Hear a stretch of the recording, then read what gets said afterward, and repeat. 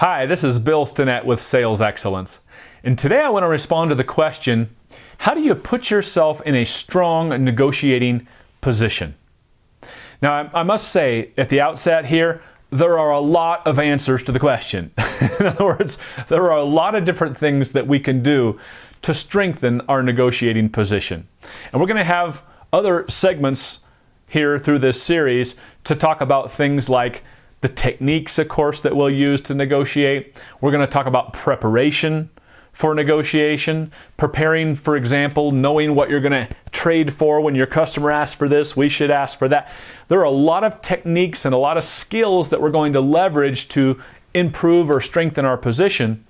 But there's one thing that I think deserves addressing, first of all, that really speaks to how to strengthen this position we have when we enter negotiation. And this is what I call the precursors to effective negotiations. These are three things that really come before any of those kinds of techniques and tactics really become relevant. And number one, and you're not going to be surprised if you know my work, you're not going to be surprised to hear this. Number one, it comes down to selling higher and wider within your customer's organization. Are you surprised to hear that? Basically, what we're talking about here is to develop a broader set of relationships within your client. Now, the reason for this is multifold, but not the least of which, very simply, is we want to build what I like to call relational capital. Relational capital, when you know the end user of who's going to be using what you're selling, when you know, let's say, their manager, when you know the department chair, when you know the person who's responsible for, let's say, the maintenance on whatever it is that you're selling, when you know a variety of different people, you have leverage now from various angles that you can use with whoever you sit down to negotiate with. Now, in some cases, you may be sitting down with a senior executive to negotiate, let's say, final pricing after you've kind of earned your way to that level.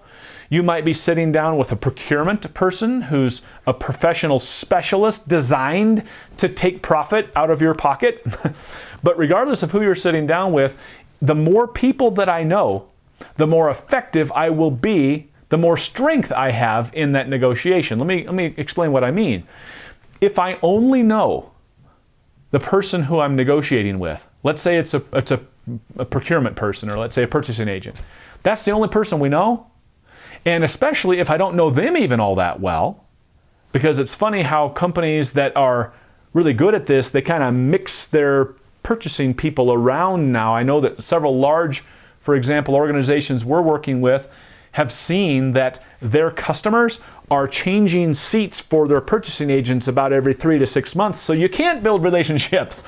But the point with this is, if I don't know very many people in the organization, or nobody at all really, and this purchasing agent really has me over a barrel, don't they?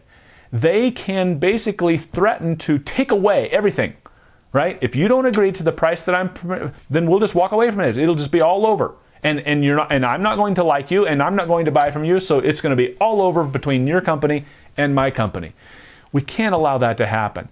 We've got to engage as early on as we can, and if it's too late this time around, then start engaging now for the next time they come around to reach a place where they're negotiating, building a broader set of relationships. When you know more people, you can leverage that knowledge and those relationships in negotiation. We'll talk about techniques for how to do that, but I simply want to say that we should start preparing for negotiation from the very initial engagement with the client by trying to meet multiple people. That is one of the most effective things you can do to set yourself up to be effective when it comes to negotiation time. Number two, we have to sell the superior value that we bring to our customer's business. Now notice I said superior value. Not just we sell value, not just we're good, not just our products are high quality, not just we're really nice guys and we'll take good care of you. It has to be superior to what maybe our competitors are offering. Now, it can be literally superior. In other words, we know and our competitors know and the client, everybody knows that what we're doing is better than what our competitors are doing. Or we can just sell it better.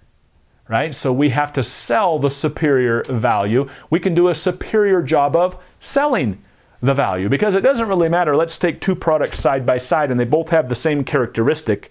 Let's say how fast they operate, for example, just to take one example here. One can operate fast, the other one can operate fast, but it's the one who sells why that's important to the client and explains how that fastness impacts their business, improves their uptime, puts more samples through their process more quickly, thereby improving customer satisfaction to deliver results more quickly. It's who sells the value of that, the business impact. As I like to say, the MBI, the measurable business impact of that fastness, the best. That's who is perceived as the most superior, is who sells it the best. So now some customers, of course, are going to be so technical, they're going to say, well, I'm going to go understand the speeds, and if they're the same speed, it doesn't matter. But that's just one really simple, obvious example. Let's talk about service after the sale. Let's talk about, let's say, the warranty that we provide, how well we support the product on an ongoing basis. Maybe we'll talk about total cost of ownership. It's whatever we can do to position ourselves as bringing superior value to our client. And keep this in mind. Not only superior value, but maybe we offer superior risk avoidance. You've heard me say this before. Value and risk are two sides of the same coin. To increase value is good. To reduce risk is also good. So if we do a better job of explaining how we offer a low risk solution to the client, that in essence is superior value, isn't it? And so we have to think about this and start to prepare to do this throughout the entire engagement, throughout the entire sales process, so that when they get to the end of this thing, the customer truly believes, they need to truly believe that we offer superior value to anybody else that they might be considering. And number 3, we have to effectively differentiate ourselves from our competition. Now this takes work. This takes a variety of tactics. It's going to probably involve meeting multiple people, but we have to help our customer appreciate and understand, as I like to say, not just comparing apples to apples, what's the same about our products. What we really want to do is to help our customers appreciate the difference between apples and oranges. You could take the identical product, truly, the literally actual exact same product from two companies and from two different salespeople, and the experience the customer have will be different, won't it? Because the company that they buy from and the individual salesperson that they buy from make it different, don't they? Well, we need to help our customer appreciate what those differences are. Why dealing with my company is superior. Why working with my company is different. Why working with me and how I take care of you, and here's how I will interact with you, and here's how I'll be meeting with you on a quarterly basis to talk about your progress and to help fine-tune what we're providing. It's what the value that you add as a sales professional and that your company adds to the product or the solution that you're offering that can truly differentiate it. So, for what it's worth, we have to, at the end, as I said, when the customer reaches that place where it's time to negotiate, they need to believe and truly understand that you are different in some ways. And here's what I like to say about this. And this is really a hard truth, but it's something that we need to accept and to grab a hold of and to accept and do something about. And that is this.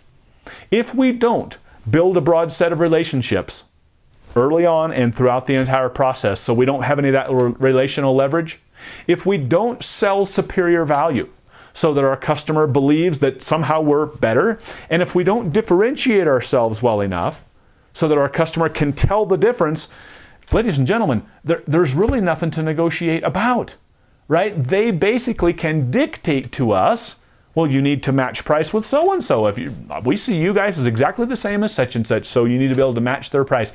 If we don't sell value, meet a number of different people, differentiate ourselves, we're really not setting ourselves up to negotiate effectively. So all of those techniques, all of those tactics, all of those really neat negotiation strategies we might employ, they simply don't work. So I hope you'll take these 3 things, these precursors, if you will, and start to employ this throughout the entire process you work through with your client. And doing so not only helps you win the business, but when you do win the business and now it's time to negotiate, you're going to be in a very strong negotiating position and able to use a lot of those techniques and tactics effectively. Thanks for tuning in today. Look forward to seeing you again soon. Bye-bye.